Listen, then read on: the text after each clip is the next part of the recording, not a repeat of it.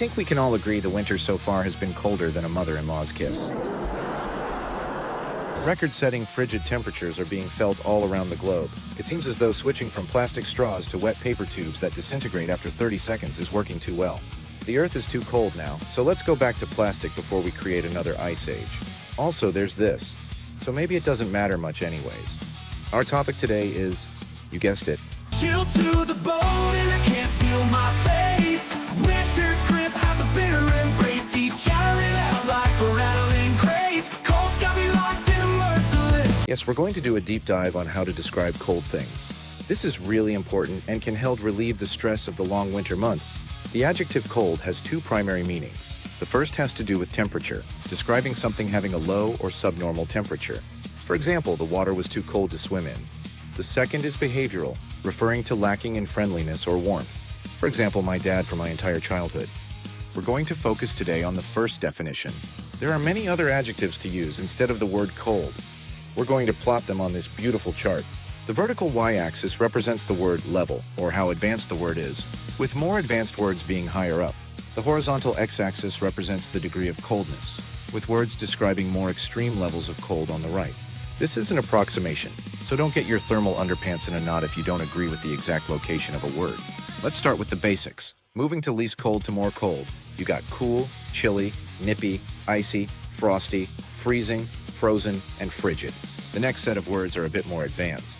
The literal definitions of brisk and crisp are more on the cool side temperature-wise, but they're great to use sarcastically when it's really cold out. Like when you come in the front door on a freezing cold day with 6 grocery bags hanging off each arm, and your wife, who worked from home in her pajamas all day, looks up and asks, "Is it cold out?" And then you respond, "Yeah, it's a little brisk out there." So brisk and crisp have some bonus versatility. Parky is British and informal. It means cold and chilly. Shivery is not to be confused with chivalry. One of my favorite sayings to say to my wife is, "I don't do chivalry when it's shivery." You suck! Above that is wintery, winterly and wintry. They all describe something as related to, or typical of, winter. Next is iced up. Oh, it's iced up out there, is how I would say it. You might not be cool enough to use that one. Sub-zero refers to sub-zero temperatures. That's, of course, when water freezes on the Celsius scale. Glacial refers to something very cold and icy, like a glacier. You can describe a room's temperature as glacial, or the glacial waters of the Arctic. In terms of temperature, polar refers to something relating to, or having the characteristics of the North or South Pole. Here are the most advanced adjectives to describe cold. Describing something as Baltic refers to the 11 countries around the Baltic Sea, which have cold winters. So describing the weather as Baltic means very cold. In a similar vein, we have Siberian, which refers to Siberia, a place that makes the Baltic countries feel like tropical islands. Siberia is a large region above Russia and northern Kazakhstan. Siberia is home to the coldest city on Earth called Yakutsk. Yakutsk averages a brisk daily high of minus 34 degrees Celsius in January, which is minus 29 degrees Fahrenheit. So describing something as Siberian, you're obviously saying it's extremely cold.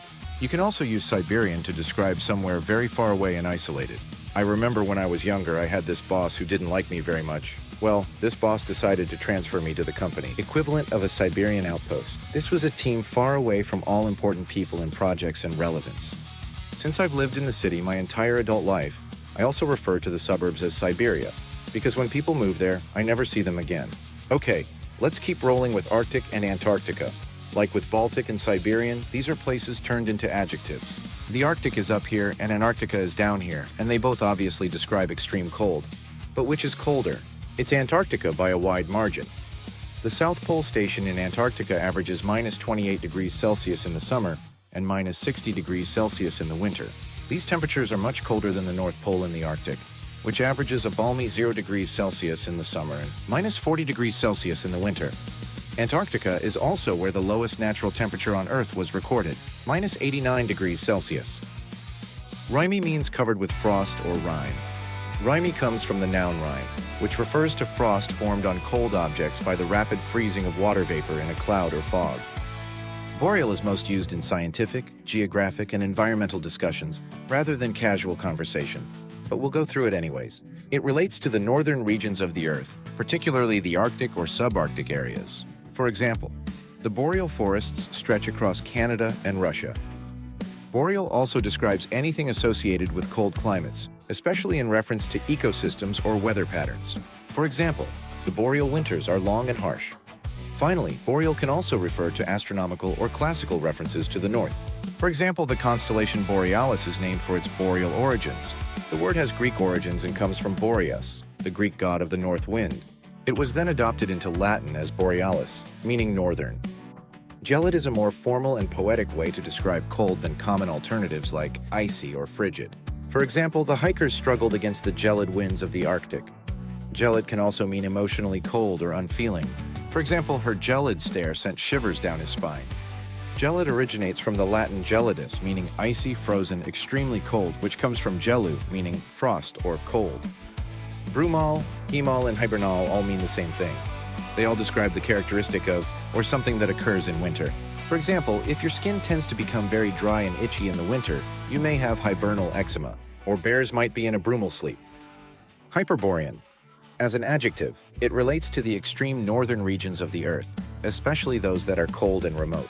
For example, the explorers braved the Hyperborean winds of the Arctic. It also means extremely cold and wintry. For example, his fingers were numb from the Hyperborean chill. The word originates from a Greek word meaning beyond the north wind. Well, there you have it. The weather outside might be freezing, but if you start using some of the cold synonyms we learned today, your career and romantic prospects will be hotter than Georgia asphalt. Until next time.